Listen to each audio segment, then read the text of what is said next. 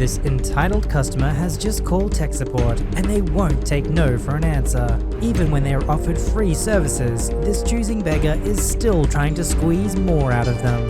But this tech support has found a way to outsmart the beggar. Happy birthday if today's your birthday, and on with the revamped show.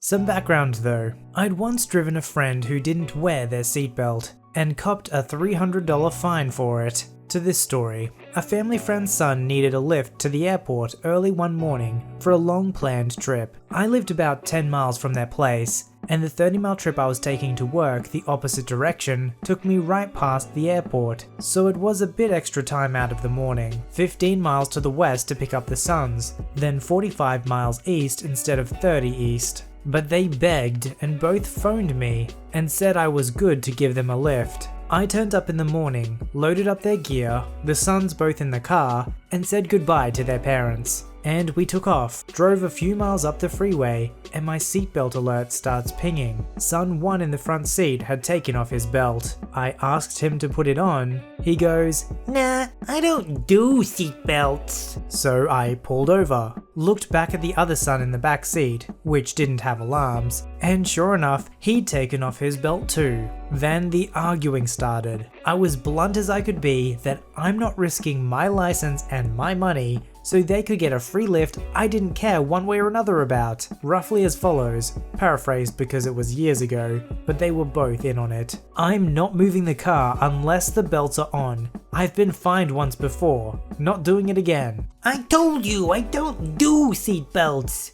Dad's okay with it." "I'm not. Yours on too. Not moving until they're on." "Do you have any idea how dangerous they are in an accident?" I blink. Son 1 then puts his behind him and clicks it in. "No, belt goes around you. Doesn't count." "It'll turn off the alarm." "Go, you'll see. We need to get going." "We can, when you put the belt on." "I don't give a crap about the alarm. I care it's a $600 fine if you two don't have belts on." "Come on, we'll be late." "Your flight's not for another hour and a half. Belts on." Son 1 then calls his dad, complains we've stopped. Dad asks why. Son 1 explains. Then his dad tells him to just put the belt on. Son 1 says okay, but didn't notice I'd heard his dad's side too, and said his dad says I need to get a move on. Not until belts are on. This goes back and forth, to the point I will be late to work if I don't get going. Son 1 is all,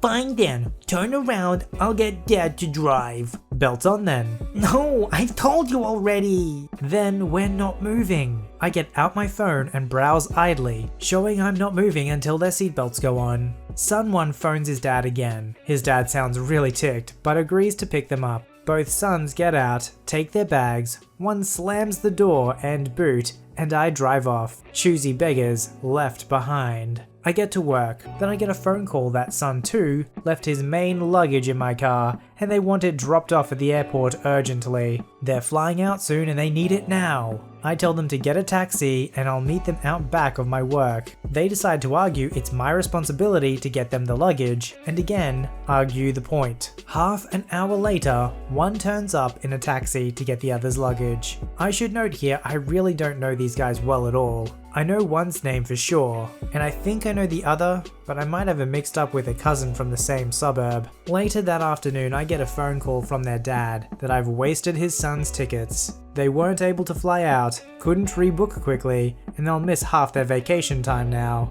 And it was all my fault for stopping so long. I tried to explain as clearly as possible that I wasn't going to risk another huge fine and tick off my employer just for the inconvenience of a couple of ingrateful idiots, but ended up just hanging up on him. I'm still friends with their mother, who was the original friend of the family, but things are a bit strained between me and her husband and sons. For what it's worth, the sons were about 21 and 24 at the time it happened. Look, I get it, sometimes rules are stupid and you don't agree with them. Maybe you want to take the risk, you think it's not a long drive and you don't want to wear a seatbelt. But even if your argument is 100% correct on that point, there's still the practical side that the law is going to be enforced whether you like it or not. And it's really easy when you're not the one who has to pay the fine to be the one who breaks the law. People like that frustrate me to no end because it's like they can't see anything outside of their personal bubble. And of course, who do they blame when they're late and can't catch their flight? Not themselves, of course. It's the driver who didn't want a $600 fine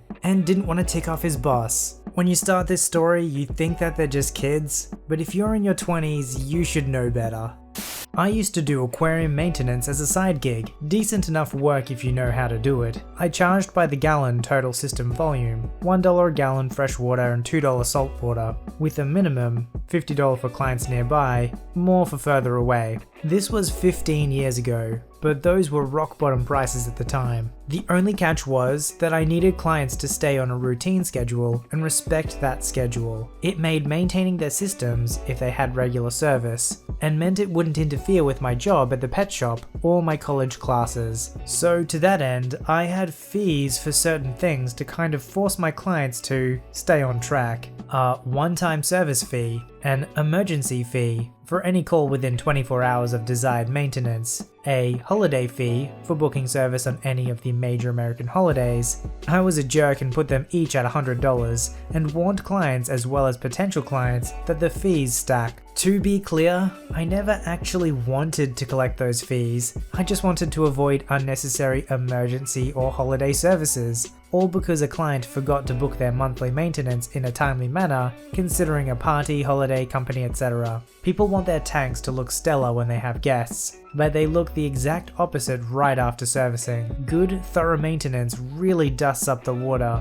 and it can take hours depending on the filtration and turnover rate for that to clear. If I came out the day of company coming over, the client would be ticked off because the tank would temporarily look worse, and I'd be cranky if I had to reschedule my day to get or prepare water, drive out, and do the job. Explained that way, very few people booked frivolous emergency services. They generally accepted it, and most of my emergency calls were real emergencies: leaking systems, failure to restart from power outages, dying fish, etc. I once got an emergency call from a would-be new client at around 6 PM on New Year's Eve. Big saltwater system, so it'd be a great system to get because big systems tend to be more stable and easier work for more money than little systems. I explained the fee system and asked if he wanted one-time service. He said yes. I run the numbers and informed the client that there would be a $520 maintenance fee.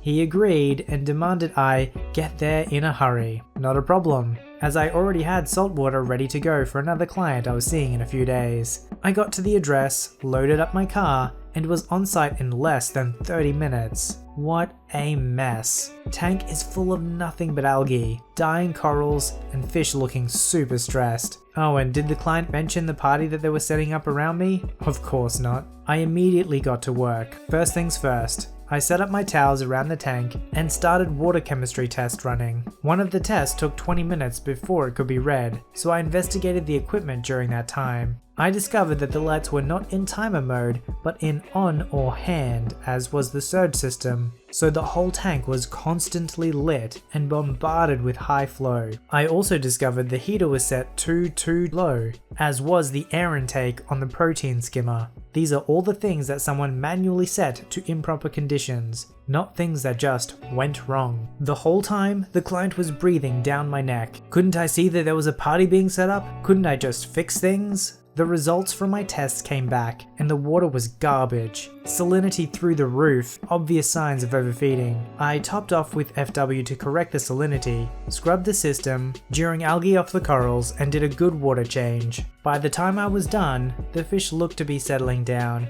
and a few of the corals were trying to open up. It wasn't perfect and would still require intensive work to get things back on track, but it was no longer dire. There was one last thing to do: dosing. Most dosing doesn't affect water clarity, but carb, bicarb, and calcium can. The alkalinity was in the gutter, and the system desperately needed bicarb. The water was already pretty cloudy from my work, so I dosed bicarb. It made next to no difference in the clarity. It was almost time for the party, so I packed my stuff and went to collect my fee. I always wrote up a receipt that was really more of suggestions and instructions for upkeep between bookings. This tank practically needed a book. The client tried to hand me a 20. I informed him rather sternly that we agreed on 520, and that was what was invoiced. He argued that I ruined his tank. I pointed that without the rest of the equipment, water change, and buffering, he would lose his corals. I also explained that $20 didn't even cover my costs. He exclaimed that his tank was a mess for the party. It looked better murky than algae encrusted in my humble opinion. He brought the pay up to $50. More than fair in his opinion, as the tank was cloudy and guests were due in about 15 minutes. We went back and forth for a few minutes before I told him that my soggy, disheveled butt wasn't leaving until he forked over the money. When it became clear that I was parking my butt right there in his living room until payment met, he eventually offered $220. Final offer. That would be my baseline for his system on a regular scheduled run, so I took it. I was tired, ticked, and eager to get the heck out of there before I was outnumbered by his friends or guests. I did tell him though that I would be blacklisting him for no future services, as well as informing my colleagues in maintenance. He laughed it off. I went home and relayed it to a few people I knew doing the maintenance thing. I don't think he knew I was serious, but I was ticked that I was doing a maintenance run on New Year's Eve after an already long day at work. Fast forward a few days, and a customer came into the store, demanding to know, who was that person who messed with her system? Guess who was that person? It was me. Turns out New Year's Eve guy was her housemate. She had gone out of town for the winter break from school to see her family, who lived maybe an hour away, for a month and left him to care for the tank. The more we went back and forth, the more it became clear that he had messed up the tank and then made it worse by screwing around trying to fix it. He had been the one to reset the pumps, heater, lights, and skimmer, and he blamed me. She demanded to know why her maintenance guy suddenly didn't want to see her tank. To make matters even better, when New Year's Eve client realized that he had clearly messed up her tank, he had called me instead of her regular service guy to cover his tracks. The regular guy just so happened to know someone I was friends with in the maintenance scene. It was a small scene back then, and few professional companies existed in the area. I think a lot of people like to think they know what they're doing when it comes to things like, say, an aquarium. So when the actual expert comes in to fix it, of course they're not going to respect them and listen to them, and they're not going to think their time is actually valued what it's set to be valued at. Even if they didn't think it was worth that amount of money, that's the price that they agreed to. I mean, you've basically scammed someone if you've agreed to a really high price and then you try and hand them a 20. Like, he probably knew he wasn't going to get away with only paying 20, but he knew he would get a few hundred off. I think if you're in a similar situation to the hero of this story, sounds like the moral of this story is get them to pay a deposit first. I work in tech support for a satellite company. We have 3 options when it comes to dispatching technicians to customers' homes. A one-time fee of $99 that comes with a warranty, an equipment plan that waives the $99 fee, or an on-demand option. The last option is for when customers refuse to troubleshoot, and even if they have the equipment plan, there is still a $99 fee for the technician. It's basically a convenience fee, since without the troubleshooting, we can't properly inform the technician on what he or she is walking into. The cast. I'm me, customer is customer, and supervisor is soup. Thank you for calling company, this is my name. How can I help you today? You're the third person I've talked to today.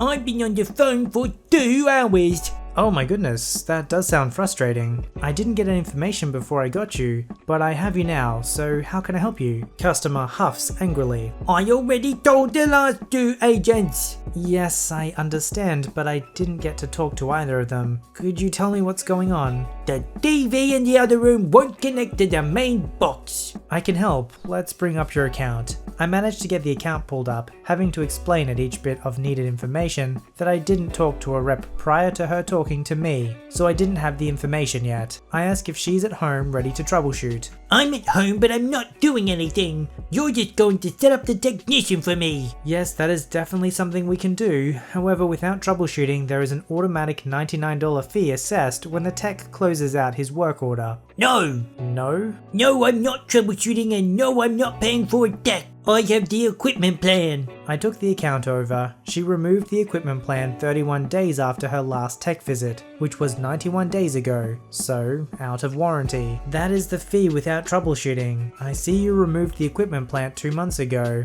I know you said I'm the third person you talked to. If you agree to troubleshoot with me, I promise it won't take long, and I promise I won't make you repeat any steps you've already done. We can offer the other options if we still need a tech. I can do that. I take the customer through troubleshooting, and she indeed does need a technician. Now, I'm way too nice, but I'm also very stingy when it comes to crediting anything but time without service. I place her on hold before launching into the options for the technician. I head to my supervisor and ask to go outside of policy and credit the service call as a one-time courtesy, since she is literally 1 day outside of the warranty. My supervisor is awesome and knows if me of all people is asking for credit, there's a very good reason. My request is approved, but it's honestly just a backup if she refuses the equipment plan. I appreciate you patiently holding. We normally have the 2 options for a tech. I go over them. But for you as a one-time courtesy, I had my supervisor approve a free SVC call as a one-time courtesy. As long as you understand that even if something happens in the future,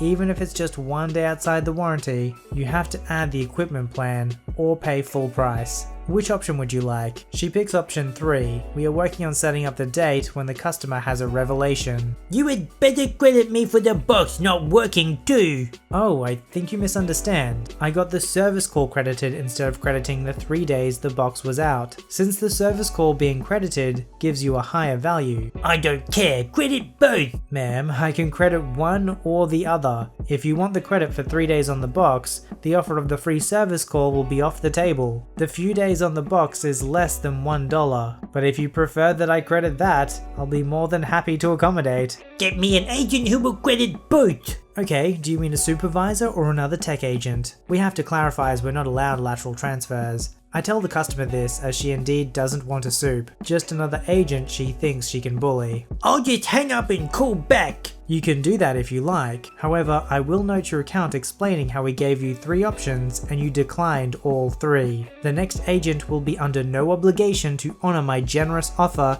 of a free service call, and honestly, their supervisors likely won't approve it either. And that wouldn't be against policy? No ma'am, it wouldn't. The customer is quiet for a few minutes, thinking it over. I'll take the free service call. When a choosing beggar has tried their very hardest and they're at their very limit, only then will they admit defeat. It's still a rare occurrence, but it does happen. You just have to give them an ultimatum that they can't refuse. Submit your story to be read on the channel at VoiceyHereStories@gmail.com and join our Voicey veteran community at r/VoiceyHere. Don't forget to like, subscribe, and hit that bell to never miss an episode. Alright Voicey veterans, I'll see you in the next one.